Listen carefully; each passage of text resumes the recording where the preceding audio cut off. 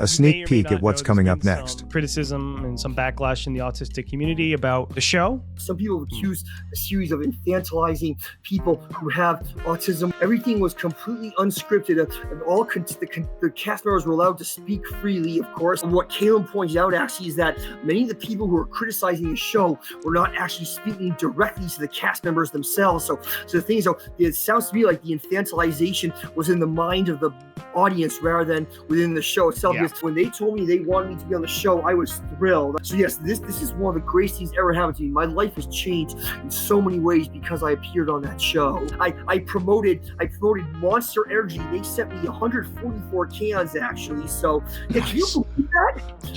Just enough to kill yourself with. Yeah, just enough.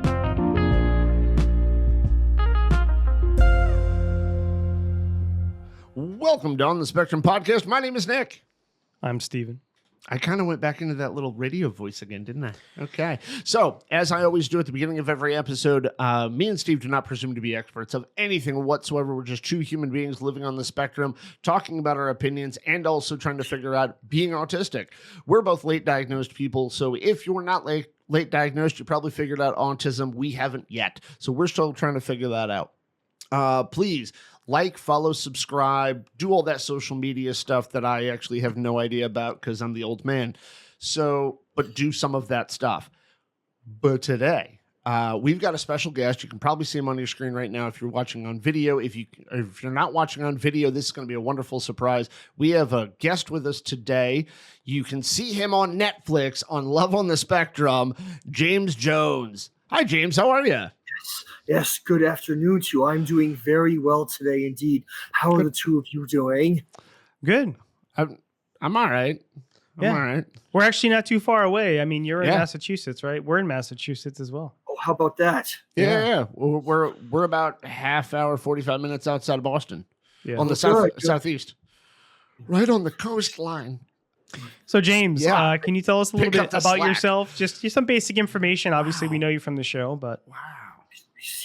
Well, let me see. I am now 37 years old. My birthday was earlier this month, so yes, I just turned 37. I work in technical support because I've always been fond of computers and electronics. I'm very fond of many nerdy subjects. I'm very fond of computers, technology. I like comics, superheroes, video games. I'm very fond of Dungeons and Dragons, Magic the Gathering, etc. Many subjects of that nature. You played Baldur's Gate 3? Oh no, everyone keeps asking that, but no, I have not, unfortunately, only because I'm trying to be careful about how many. I don't play video games much anymore as frequently as I once did. For me, video games are now a rare treat for me. Actually, I simply can't afford to spend time and money on them. It's definitely a good game to try at some point if you like Dungeons and Dragons. I would definitely check it out. This dude was obsessive with that game for weeks on end. Oh, I understand. Well, see, when Diablo 2 came out, I played that game quite extensively. I perfectly understand. Mm-hmm. Yeah. I'm betting you did too. Yeah, I'm into a lot of the same stuff that you are. Actually, the computer that we're recording on right now, I built about... He's also a tech 6-7 months ago. Yeah. I love building computers. Actually, I mean, working on computers is okay, but I love building them. Yes, the current computer I have, I built in 2020. It's still going strong. I should be able to keep it for a number of years yet. At least that's my hope. I got a 12th gen i9, a 4070 Ti. You just had to brag about it, didn't you? Yeah, you did. Yeah, I mean, 4070. It's not the best, but it's decent. It's great. Oh, I see. I see you have an Intel CPU and an NVIDIA GPU. Oh, because actually, I'm on Team Red in both regards. I've been using AMD for life for years now. But when I went to build this computer, I was planning on doing an AMD build. But the Ryzen processor that I wanted, I went up to Micro Center. You know Micro Center up in Cambridge? Yes, there is a Micro Center in the town of Cambridge. Yes, they're great. So I went to Micro Center and they had a sale. You know how they do those combos where they give you the motherboard and the CPU for CPU for a good price? Very nice. Well, the AMD combo that I wanted, they sold out of. So I ended up doing the i9 build instead, even though I wanted to do the Ryzen build. I see. And I just do pre-built laptops. I don't even do towers anymore. I see. Oh, I'm not into it like that. All right, I think my brother just uses a laptop or a tower thing, but I offer, of course, I offer to build him a computer, but he's not interested right now. But yeah, we actually have, at my house, though, me and my parents have not purchased a factory-made computer in God knows how long, in years. I've been building computers for my parents as well as for myself. Yes, and as far as I'm concerned, I think it's a far better bargain. Yes, so they're both pleased with it as far as I know. I do want to ask one question because you just brought up a topic that all three of us could probably nerd out like all hell to, but I don't want to spend like the whole episode, but a little bit of it. You said Magic the Gathering, good sir. Magic the Gathering. Yes. We all play that. Good. We all play that. Good. I'm always looking for new people with whom to play that game. Yeah, we could do it. You look like are you a black mage? Well, actually, my two favorite colors in Magic the Gathering are black and white. Actually, I was gonna say you're white. I was gonna say you look like a swamp player to me.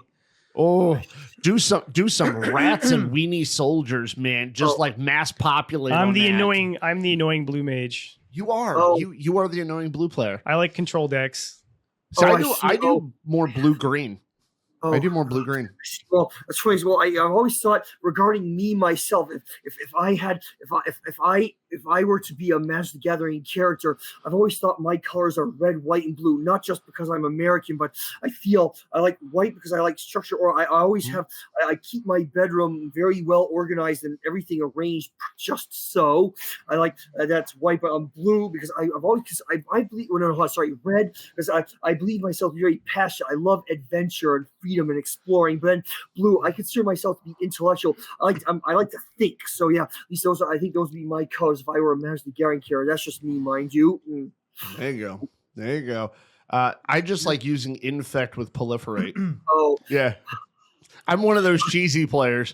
For how long have the two of you been playing Magic the Gathering? Oh, I've been playing since the beginning. I started when I was a little kid. So probably about 10 years old, and then I didn't play for many, many years, and then I picked it back up again when I was in my 20s. What year was it, or do you remember what the first set was that came out when you started playing? Alpha. Whoa, seriously? Yeah, I've been playing since the beginning. I don't remember the set when I was a kid, but it was one of the Urza things. Okay. That was a couple years. That was a couple years in.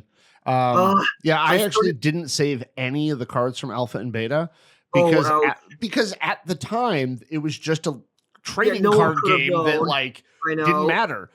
And then 10 years later, they're worth thousands of dollars a piece. And I'm like, I don't have any more. Yep. I started playing in 2003 with the release of Core Set 8th Edition. So I've been playing for 21 years now. There you go. Nice. I was a big fan of the Eldrazi stuff.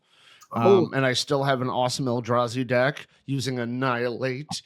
Nobody likes playing with me because it's got a bunch of band. The most annoying.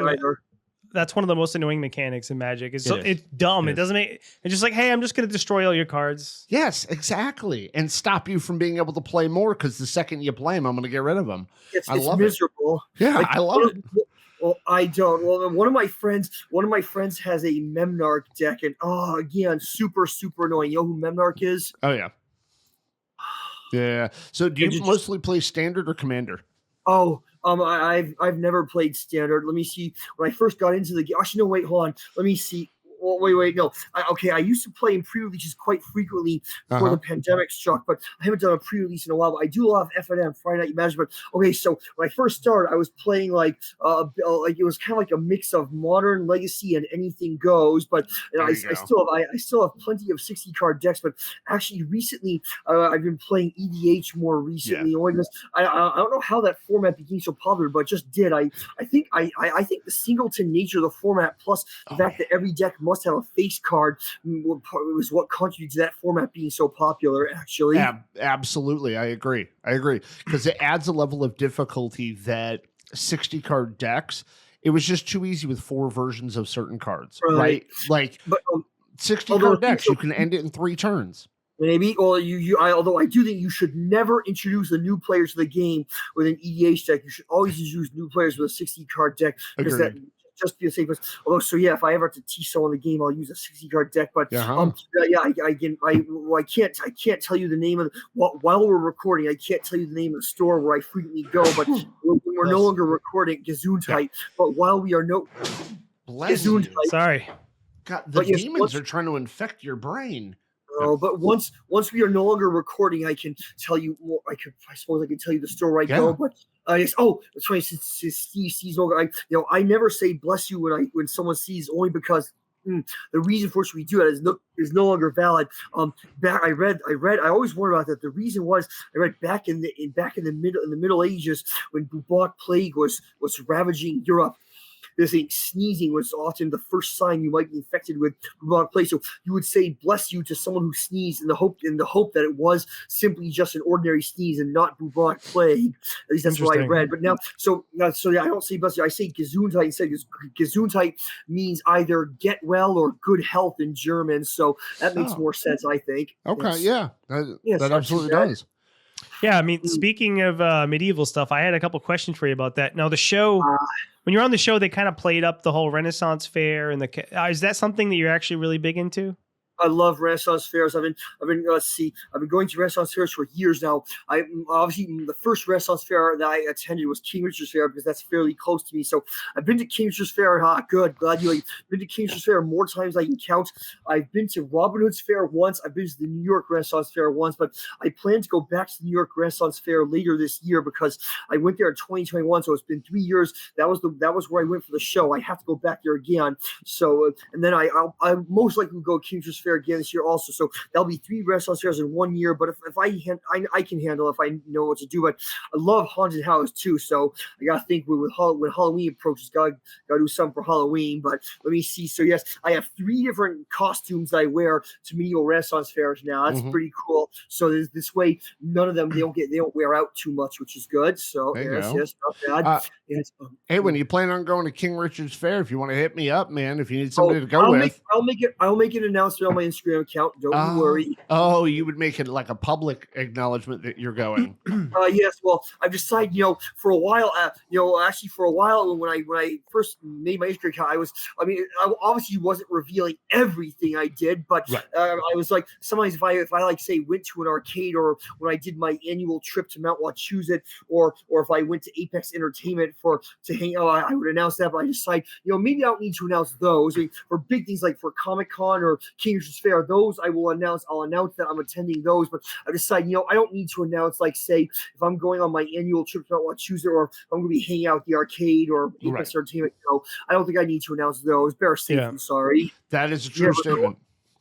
I mean, especially with your level of visibility, right? Exactly. Like, you don't need to tell everybody all the time, but sometimes it's a good idea. Well, it depends. Well, it turns out a few weekends ago, when I went to the arcade, somebody else sent me a message saying if he'd known that I was going, he would have joined me. So yes, that would have been cool. But as I said, I don't need to announce everything. But big events, like, as I said, like Renaissance fairs or conventions, or those I have no problem announcing that I'll be attending. But I don't know. I feel like I have to announce everything. Like last night, I saw Deadpool Wolverine. Obviously, I wasn't going to put an announcement on my Instagram account that I was seeing that movie. And actually, I saw that movie only because I have to. Only because to be honest, Wolverine's awesome. Wolverine's one of my favorite Marvel characters, but I don't like Deadpool. Actually, I saw that movie only because that movie promised to shake up the whole MCU, so I had to see it. You see? Yeah, and it absolutely does that. Yeah. Yes. So getting back to where what Steve was talking about, what about Ren Fears do you like the most? Oh, being able to dress up in fancy costumes, be able to escape. I mean, it's just fun. They're very fun. Like, historical accuracy is not the highest regard, but more folks are having fun. The escapism is nice. Oh, so I decided. So I don't know if you saw my Instagram account, but I recorded some videos of myself at Robin Hood's Fair. So for quite a while, people were saying I should do a show or a thing where I talk about Renaissance. So I did. I call it Renaissance Man. So the thing is, though, the first episode was supposed to be I was supposed to record at King Richard's Fair last year, but the weather ruined that plan. It was absolutely horrible weather. There was no way I was going to record that, but it certainly gave me, and it was certainly, with all that muddy ground, it was certainly an authentic medieval experience. That was for sure. But anyway, so I recorded an episode at Robin Hood's Fair. When I go to the New York Renaissance Fair later this year, I'm going to record another episode. Then when King Richard's Fair a little bit later than that, I'll record another episode. So I don't know when I'll be going to any Renaissance fairs beyond those, though. So people have been saying there's a Pennsylvania Renaissance fair, which is pretty cool. But yes, so I'll have to wait and see. I can do only so many per year. I can't do too many per year. You see, valid. Do you know a lot about the medieval period? A little bit. I mean, I wouldn't say I'm an expert, but I know some things about it. Like, yeah, I guess I can always. I suppose I can focus on that later. Actually, during my introduction for the first episode, I spoke what the Renaissance was. The Renaissance was like a period in like the 15 and 1600s in Europe, in which we saw significant improvements in like art, in artistry, and people began to the Renaissance came first. The Enlightenment came after the Renaissance, but during the Renaissance, there was a significant improvement in art and in like artwork and fashion or whatever. Although most Renaissance fairs, even though they're called Renaissance fairs, they tend to blend different time periods. Like the Middle Ages, the medieval times were just before the Renaissance. Like when I do my second episode, the New York Renaissance fair, I'll speak of since most Renaissance fairs are actually more medieval than Renaissance, but sure I specified the Middle Ages, the medieval times were from about the 500s to the 1500s in Europe. So I think it is absolutely no accident that the transition from the Middle Ages to the Renaissance happened right around the time Europeans landed on the Americas. I think that's no coincidence. I'm sure that there's a direct correlation there, actually. But I can discuss that when I start my next episode. When I do it. But yeah. Is there a certain period that you like the most, like during that time frame? I don't know. Well, I mean, I'm sure it'd be fascinating. I love reading medieval fantasy, love dressing up, but I wouldn't want to actually live in the medieval ages because warfare and disease were rampant. Your life pretty much. If you got sick even once, there's a good chance you die. Life was pretty miserable. Like, even though medieval fantasy makes it seem great, but no, trust me, life back then pretty much sucked. So you wouldn't. I mean, most of us would have been out in the fields farming. Yes. Yes. Yeah, exactly. Like the gap between the wealthy and the poor was quite significant, frankly. So so you wouldn't want to live in even the royalty. I mean, they had it better than the peasants, but even then, again, they didn't have. Well, I mean, not they had any frame of reference, but even so, it's not like it's not like they were immune to disease or anything, or that they still don't have all the conveniences we have today. Yeah, absolutely. So the big reason why most people know you for Love on the Spectrum, if you don't mind, I'd like to ask you a little bit about that. Of course, yes, I have no problem. I certainly would like to discuss the show as well. Well, yeah, I can't imagine. It's probably a significant thing for you. How did you get involved with them? So I know they had the Australian show and the same producers, creators brought it to the United States. Correct. But how did you get involved with them? Well, I watched the original Australian version of the series first, both seasons of it. And as I was watching the show, I could absolutely sympathize or empathize with the cast members. What they had been through, I had been through. So I knew exactly how they felt. And I believe that just about all of them are younger than me. I'm now 37, so I'm actually, other than Steve, who was like 64, I'm the oldest member. I'm the oldest cast member on either version, actually. So Steve is the only one who's older than me, actually. But yeah, but even so, just as I said, even though I'm a little bit older than most of our cast members, I perfectly understood what they were going through. So when I found out there was going to be an American version, I was thrilled. I knew I could not miss that opportunity. So I went online, I found out how to audition, and I did. So they asked you to send in. They asked any potential applicant to send in just to give a brief description of oneself, including a photograph, which I did. The response saying, "Well, thank you for your application. We will consider it." So I had 2 auditions via Zoom because at that point in time the pandemic was still at its worst. So I had 2 auditions via Zoom. Then they came to my house for an in-person audition. So at that point I was feeling really good because I figured if they're actually going through the trouble coming to my house, they must be considering me. So yes. So when they told me they wanted me to be on the show, I was thrilled. I was totally over the moon. I mean, of course I was nervous. I was definitely I was absolutely nervous, but I told him, but my excitement was stronger than my nervousness. And my parents were a bit nervous. They didn't like the idea of them filling our house, but I was able to convince them to go along with it. So yes, I'm very glad. So yes, this is one of the greatest things ever happened to me. My life has changed in so many ways because I appeared on that show. In what kind of ways has life changed for you?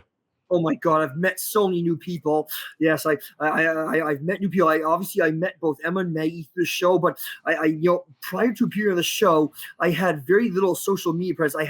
I've had my LinkedIn account for many years, but I did not have an account on Instagram at all. So it was after the first season premiered, I made my account on Instagram 1 week after the first season premiered because I realized I need to strike while the iron was hot to take advantage of my newfound popularity. Yes, oh my God, I have tons of followers. Obviously, I've met so many people. I've made tons of new friends through the show, which is great. And let me see what else is going on. People have sent me things. I love to talk about music. So some people sent me music CDs. Okay, people have sent me. Let me see. Okay, they have sent me a homemade candle. Hold on, there's more. People have sent. Somebody sent. So fans. A whole. Also, when my birthday about a week or so ago, they sent me a of myself. James, hold on just a second because the connection's getting a little choppy. Oh, you're back now. Okay, things got a little choppy for us internet-wise. Yes, I'm sorry. Well, I just bought a really, really nice router for my house, but it must be my computer. As I said, this computer is serviceable at best. So it must be my computer. Yeah, because as I said, it happens. Excellent router here. So anyway, the fans sent me this really awesome leather belt to wear to Renaissance fairs. Plus, so what else? Oh, speaking of leather belts, I searched around for someone to make me a new leather beverage belt because I have a beverage belt that was made of cheap nylon or polyester or whatever, but with plastic buckles. But yes, I had a professional leathersmith make me this really, really nice leather belt with a metal buckle. So yeah, it can hold up to 6 beverages. It's super nice. It's great for conventions or events or whatnot. But or that's so cool. But I might have to. Maybe I'll ask that leathersmith if he can do leather gloves. I'll have to see. But I mean, I have some leather gloves to wear at Renaissance fairs, but we'll see. We'll see about that anyway. So people say, because yes, I've been promoting products on my Instagram account as well. But products that I use, I make sure to emphasize whenever I do a promotional video that I was not compensated in any way, shape, or form. I did this promotional video purely because I enjoy products. Like I would never promote a product that I do not use. So yes, all the products you see me endorse that are products that I use that I enjoy using. So this is great. So wait, hold on. So a while back, I promoted Jones Soda. They sent me a free 12-pack on. Oh, I promoted Monster Energy. They sent me 144 cans actually. So can you believe that? Just enough to kill yourself with. Yeah, just enough. Yeah, that's awesome. The thing is, so I'm very energetic as it is. It's not like I need the energy, but every so often I drink it. So the thing is, so I have that's just too much. I've got to find a way to share those cans. Like maybe my parents won't let me invite people over our house, but maybe we could rent a function room and have a party or something, or maybe I could bring them to an event at my church or something. That's just too much. That's just too much caffeine. Yeah. So. Yes, and what else? What else? Oh, this is great. A while back, I made a video promoting Cooler Master. They make computer cases and cooling fans. So they sent me a computer case for promoting their products. Oh my God, that's great. Yeah. Oh my God, that's great. Hey Steve, let's start talking about Cooler Master. So they send us a case. My old desktop was a Cooler Master case. Now I got a Leanne Lee case now. Master. I made a video promoting Creative Labs as well. They make audio products, but I was hoping they sent me. I could have sworn they said they were going to send me something, but they never have. I'm not going to get on the case now. It's not like my Leanne Lee case is great. It was so easy to build in. What's it called? Leanne Lee. It's a Land Cool 3. Oh yes, I know Leon Lee. Yes. It's got the RGB fans and all that, which is not really that interesting, but they're cool looking. But it has the tempered glass side panels.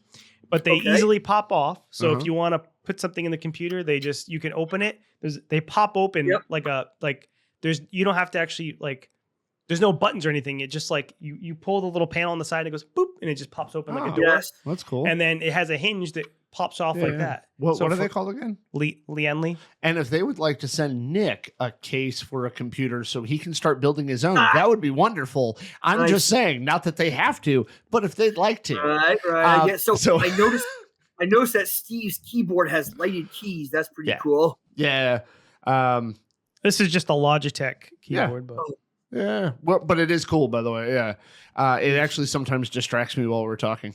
Oh. I'll be looking over at him, and I can see out of the corner of my eye that it'll change colors. But anyway, of course. So And I've whenever people have sent me gifts, of course I thank them. Obviously, Of course. it'd be wrong to not show my gratitude.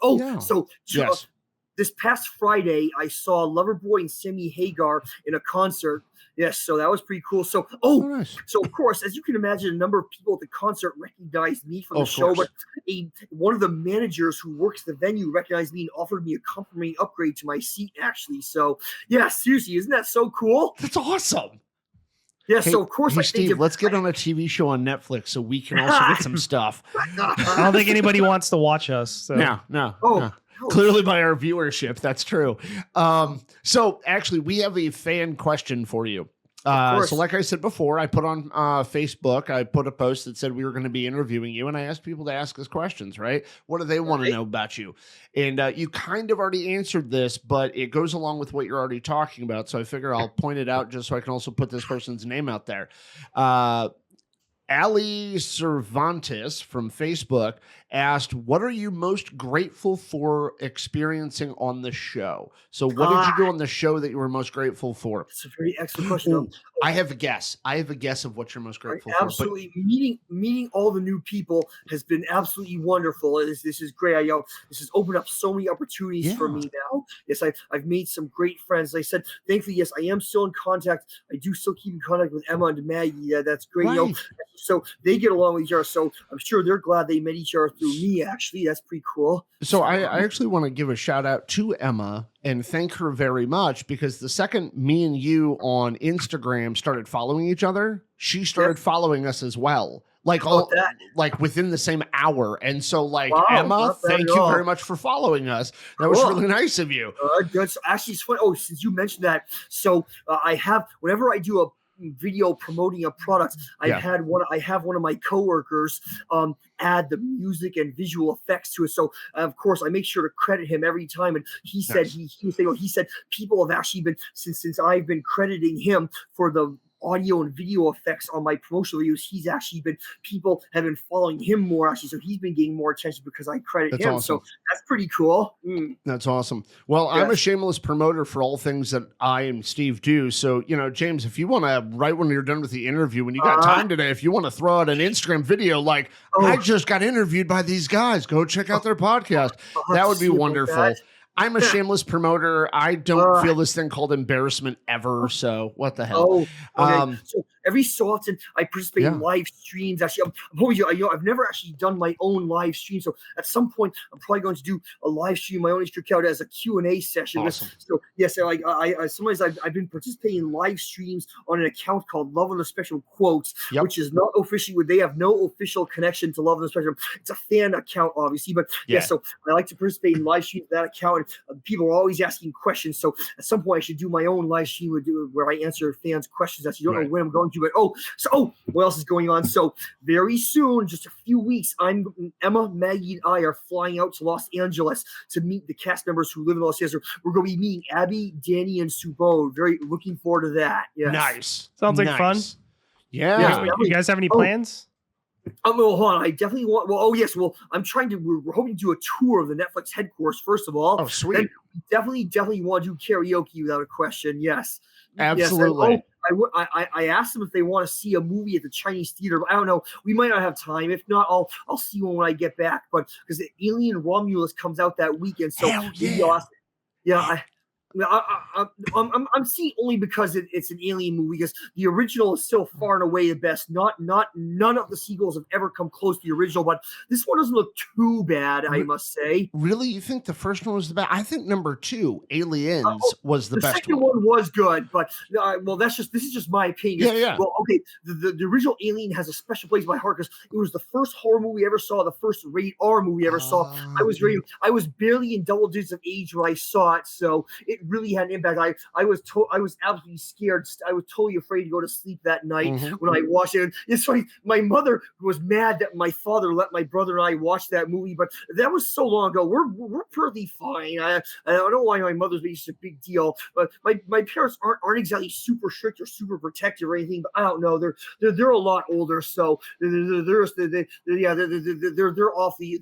As I said, they're very old school. But anyway, so no, just for that reason, the original Alien just has a special place in my heart, only because I know the second one is the most popular, but the original still is my favorite, just because it's just so good. There's nothing like it. But anyway, so I'll probably see Alien Ross like Prometheus and Alien Covenant were okay, but I don't know. But I think I think the franchise is just wearing out at this point. Although, Alien 3 and Alien Resurrection were the worst. But, but anyway, so what else is going on? But anyway, yes, Los Angeles. So we're going to Netflix headquarters on Friday. But apart from that, though, we have pretty much free reign. At least that's my I hope so. I definitely want to do karaoke, but I think hopefully we'll be having like a party at somebody's house or something. I don't know. That's pretty cool. Looking for that. But I should probably invite Steve. I mean, Steve lives in San Francisco, which is quite far away. But we should at least invite him, because it'd be wrong otherwise, know. It would just be courteous to do so. Exactly. So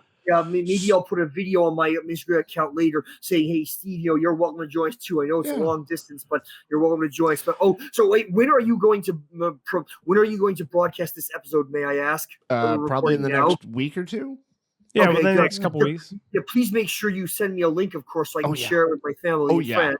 Oh yeah, that's something that we make sure we tag everybody and send them directly. All right. So James, as you may or may not know, there's been some criticism and some backlash in the autistic community about the show. Have you received any criticism yourself, or anybody really giving you a hard time about it? What are your thoughts on that?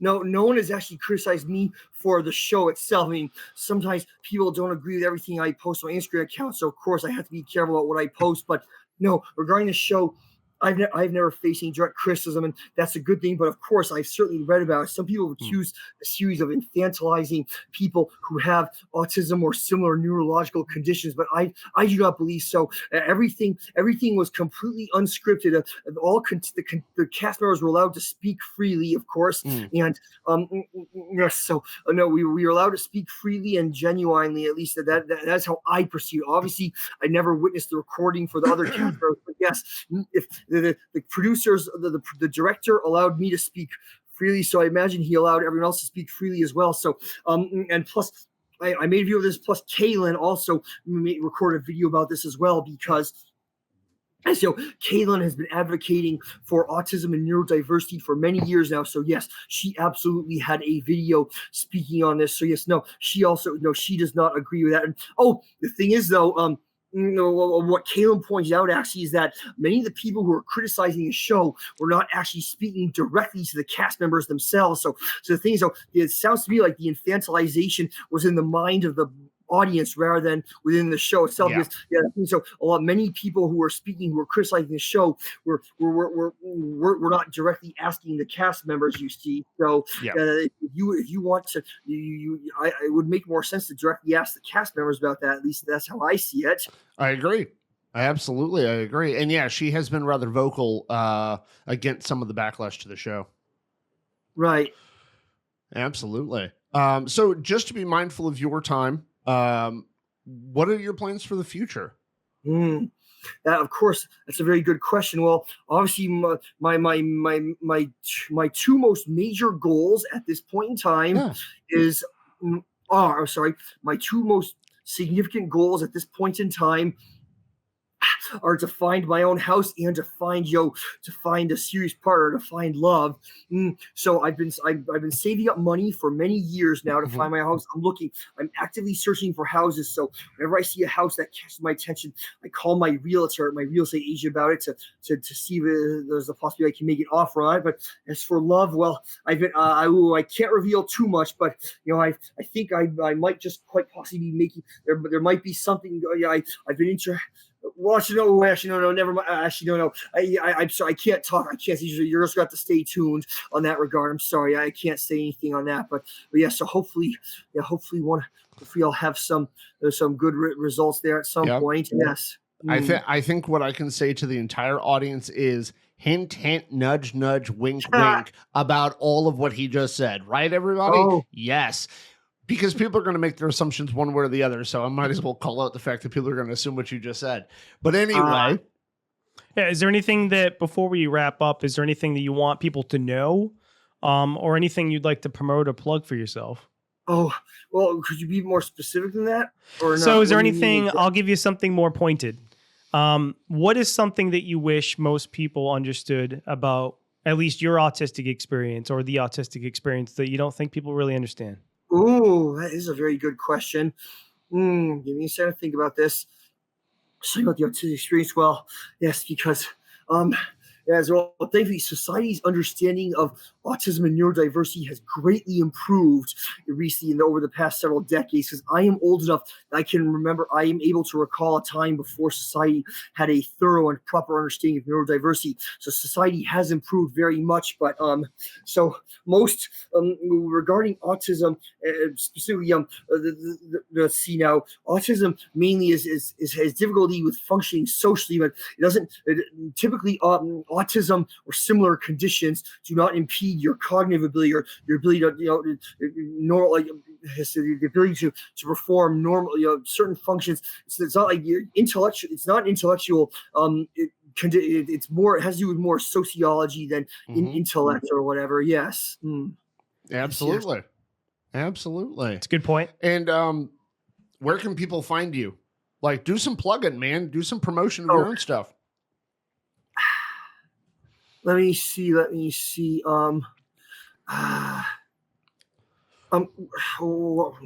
it? So let me see now. Well, I can't say where I live, but I have an account on Instagram. I'm very fond, besides, of course, I've already said that I'm fond of like card games, board game, video games, but I love outdoor stuff too. I love swimming, hiking, mountain climbing. I love walking on hiking trails. I'm fond of swimming at beaches, love mountain climbing, so I enjoy stuff like that. Plus, of course, obviously, I said I like to attend conventions and medieval Renaissance fairs as well. But I love barbecue. I love hot sauce. Like there's a hot sauce festival up in New Hampshire every year. And I love going. I'm very fond of hot sauce festivals. You've been to Mount Washington? What? Mount Washington? You've been there? Yes, I have climbed both Mount Washington and Mount. Hold on, I have climbed both Mount Washington and Mount Adams, the two highest peaks in New England. Isn't that great? Yeah. Yes. A lot of great trails up in New Hampshire. Yeah. Yes. And we'll also make sure for any clip we use from this show and also this show, we'll put all of your social media information so people can find you. And anybody listening, please check out his social media stuff so you can find out where you can also meet James, public events and all that jazz. But for now, because we want to be mindful of James's time, thank you everybody for tuning in to another episode of On the Spectrum. Hopefully we can have James back another time, in the future, a couple of months down the line or whatnot, maybe after the hint, hint, nudge, nudge, when we find out whatever it is that you don't want to talk about, when we find out about that, maybe. But thank you very much for tuning in. Like, subscribe, all that jazz for James's stuff, for our stuff, and we will talk to you on another episode. Pee pee poo poo.